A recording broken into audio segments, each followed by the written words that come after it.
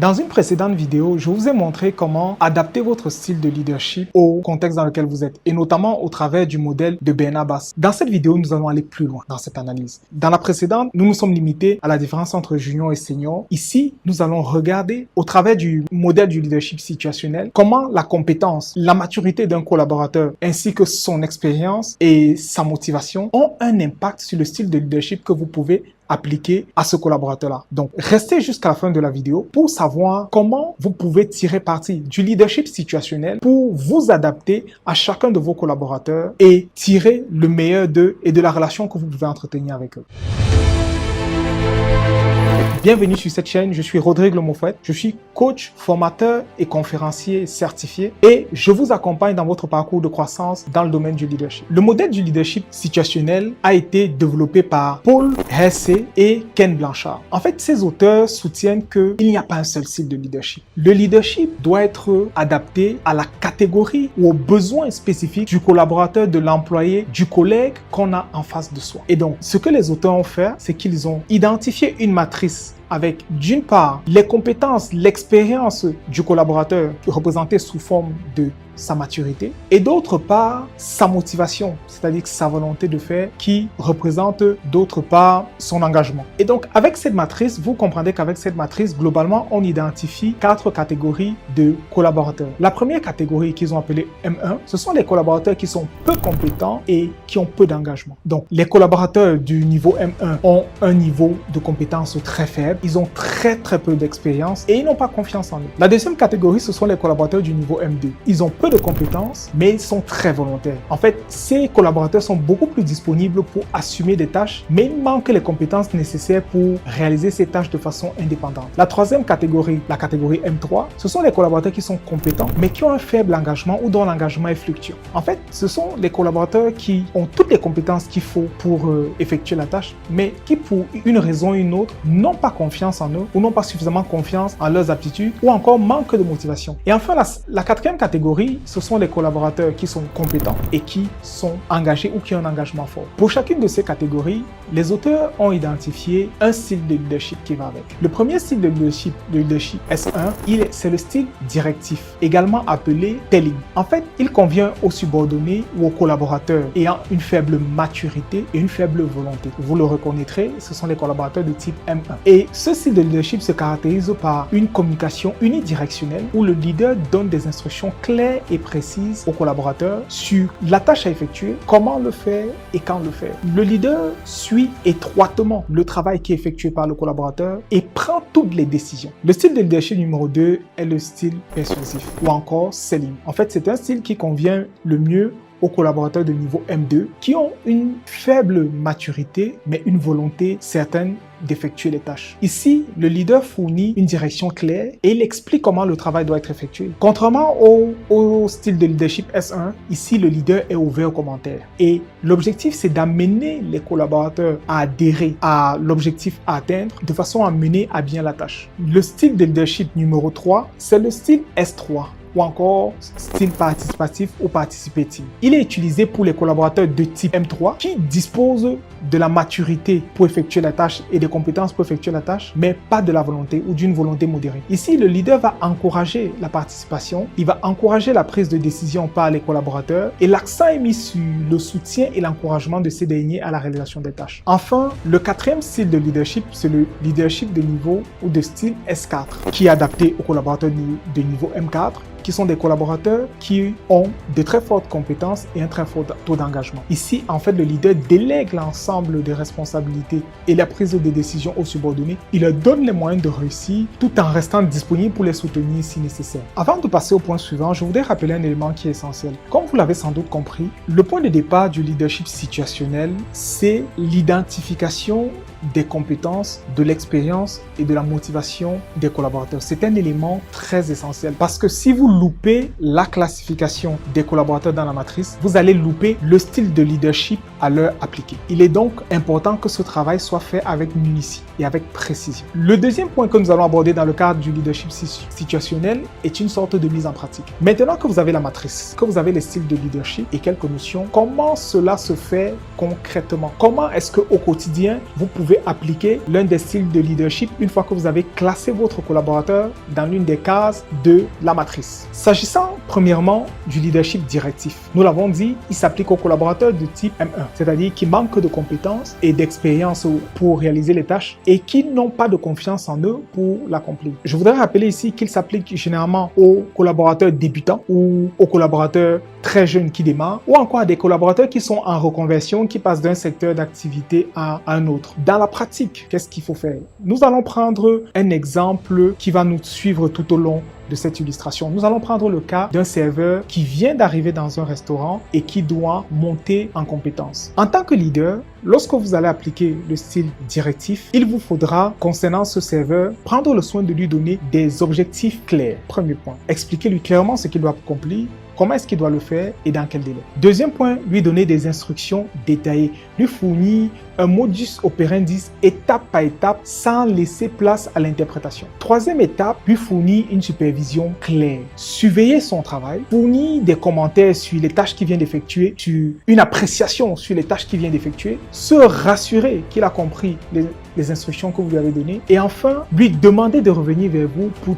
toutes les décisions à prendre. C'est vous qui allez prendre les décisions. S'agissant maintenant du leadership persuasif ou selling, nous l'avons dit, il convient mieux aux collaborateurs de type M2 qui sont plus disposés à assumer les tâches mais qui manquent de compétences nécessaires pour le faire. Donc, notre serveur, il a acquis de l'expérience mais il est confronté par exemple à un nouveau système de caisse et à ce niveau-là, il aurait besoin de leadership de type persuasif ou selling. Le leadership persuasif ou selling, comment le mettre en pratique? Nous l'avons vu, c'est un type de leadership qui convient aux collaborateurs de type M2, c'est-à-dire des collaborateurs qui sont motivés, en tout cas un peu plus motivés que les précédents, mais qui manquent de compétences pour réaliser les tâches qui leur sont effectuées. Donc, ils ne peuvent pas encore être autonomes sur ces tâches-là spécifiquement. Si nous reprenons l'exemple de notre serveur, il est un peu plus compétent, il a un peu plus d'expérience en salle et vous achetez un nouveau système de caisse. Ce collaborateur a besoin à ce moment-là d'un leadership de type persuasif. Ce que vous ferez en tant que leader, ce serait de lui expliquer le fonctionnement du nouveau système, de répondre à ses questions et de l'encourager à prendre la main de façon progressive. Et vous pouvez le faire en 4 étapes. Premièrement, je l'ai dit, expliquer les décisions qui ont permis la mise en place de ce nouveau système et les tâches qui vont avec ce nouveau système de caisse. Ceci afin de gagner l'adhésion du collaborateur. Deuxièmement, ayez une communication bidirectionnelle. Avant, vous lui disiez tout ce qu'il faut faire. Aujourd'hui, vous devez non seulement lui dire ce qu'il doit faire, mais recueillir son avis, son impression sur les tâches à effectuer, sur la façon de les effectuer. Troisièmement, vous devez faire preuve de beaucoup de reconnaissance et d'encouragement pour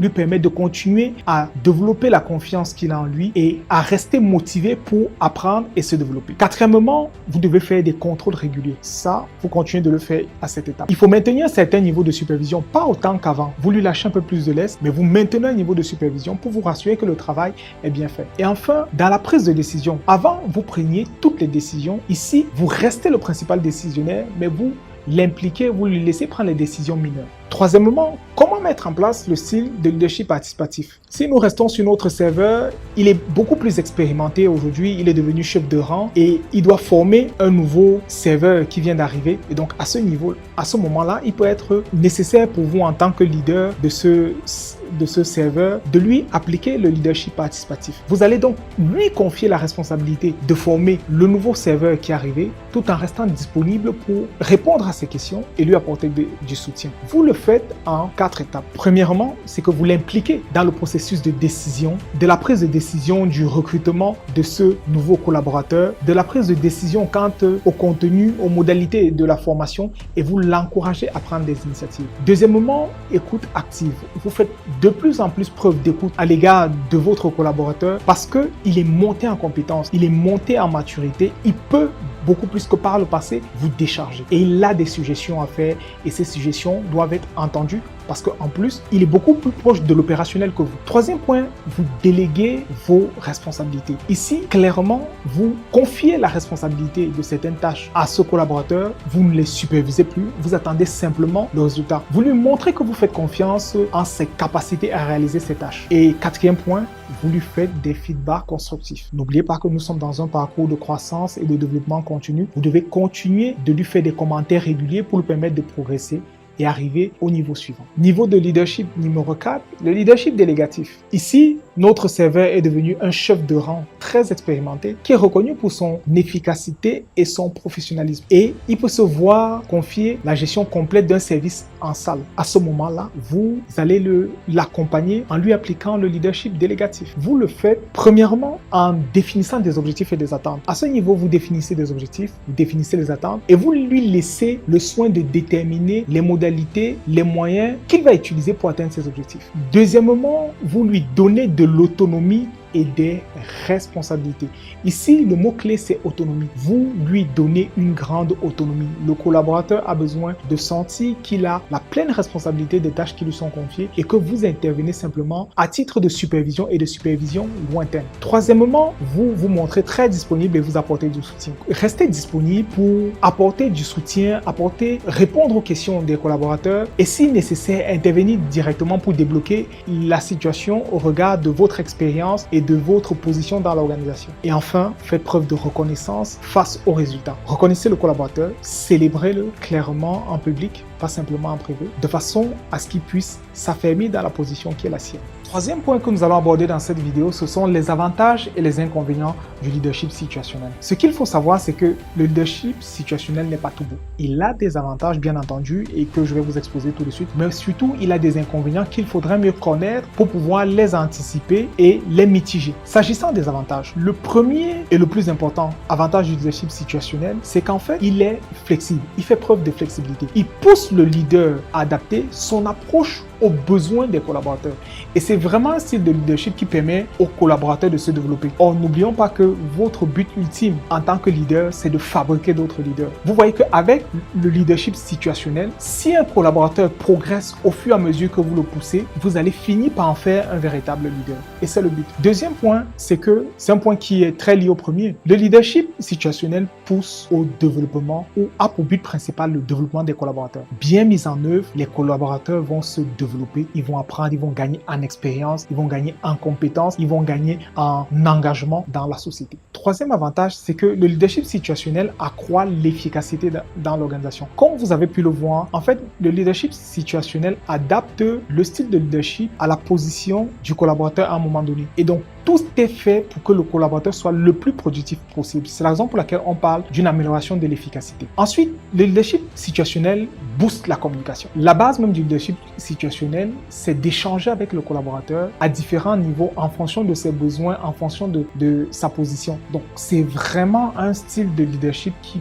pousse le leader à communiquer énormément avec les collaborateurs, que ce soit dans la phase de diagnostic de leurs compétences, de leur expérience et de leur motivation, ou même dans la phase de mise en œuvre du style de leadership qui leur est adapté. Et donc, en boostant la communication, l'avantage suivant, c'est qu'il améliore les relations avec les collaborateurs. Parce que les collaborateurs sont traités en fonction de leurs besoins, forcément, le leader est beaucoup plus proche d'eux, il obtient beaucoup plus d'eux. Ensuite, le leadership situationnel prend en compte la diversité des collaborateurs. L'un des plus gros challenges, en fait, quand on est leader et qu'on a des équipes composites avec des personnes expérimentées, d'autres qui le sont moins, des personnes engagées, d'autres qui le sont moins, c'est qu'on a tendance en tant que leader de façon simpliste à appliquer le même style de leadership. Mais c'est très difficile parce que ça oblige le collaborateur à s'adapter au leader et non l'inverse. Ça oblige le collaborateur à faire parfois des efforts qu'il ne sait pas comment faire. Le leader est censé être celui qui est, entre guillemets, le plus expérimenté pour mener l'organisation dans l'équipe. Et donc, c'est lui qui doit faire la gymnastique qu'il faut pour que chacun se sente intégré, chacun se sente bien et que chacun se sente grandi. Donc voilà les avantages du leadership situationnel. Maintenant, quels sont les inconvénients? Parce qu'il y en a et il y en a plusieurs. Le premier inconvénient du leadership situationnel, c'est la difficulté à évaluer les compétences, l'expérience et la motivation des collaborateurs. Surtout que ce challenge doit être fait par tâche. Je m'explique. Les leaders ne sont pas toujours outillés pour pouvoir évaluer les compétences, l'expérience ou l'engagement des collaborateurs par rapport de façon générale. Ils doivent se former, ils doivent apprendre. Et ce n'est pas une évaluation qui est toujours exacte. Et dites-vous que une évaluation qui est inexacte va vous amener à appliquer.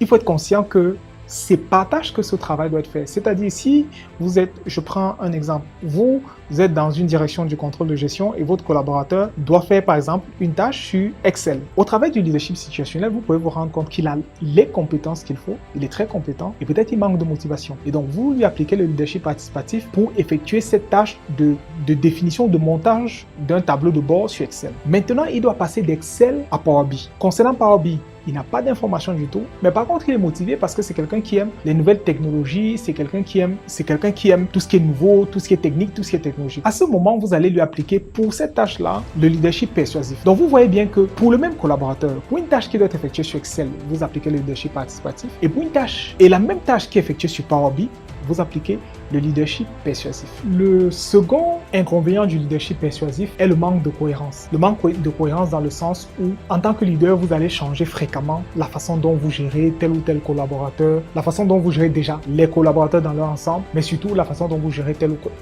tel collaborateur. Comme on vient de le voir, sur une tâche, vous serez persuasif, sur l'autre tâche, sur la tâche suivante, vous allez utiliser un style de leadership participatif et ainsi de suite. Le troisième inconvénient, qui est lié au premier, c'est qu'en fait, le leadership situationnel nécessite d'importantes compétences de la part du leader. Des compétences en matière d'intelligence émotionnelle, des compétences en matière de communication, d'écoute, d'empathie et autres. Le quatrième inconvénient, c'est qu'on reproche souvent au leadership situationnel de manquer de clarté. Manquer de clarté dans le sens où le comportement du leader qui navigue d'un style de leadership à l'autre peut parfois prêter à confusion. Le collaborateur ou les collaborateurs peuvent ne pas se retrouver. Avec, pour inconvénient suivant, que les collaborateurs aient l'impression que certains sont favorisés par rapport à l'autonomie qu'on leur donne, par rapport à la liberté qu'on leur donne, et que d'autres ne le sont pas. Enfin, le leadership situationnel a pour inconvénient qu'il est très axé sur le court terme. Il ne repose pas suffisamment sur la vision, sur la stratégie à long terme de l'organisation, mais sur une vision court-termiste qui est très liée, vous voyez, aux tâches à exécuter là tout de suite. En résumé, le leadership situationnel met l'accent sur la flexibilité et l'adaptation dont le leader doit faire preuve dans ses interactions avec les collaborateurs et les tâches qu'ils doivent réaliser. Il encourage le leader à ajuster la façon dont il se comporte avec eux.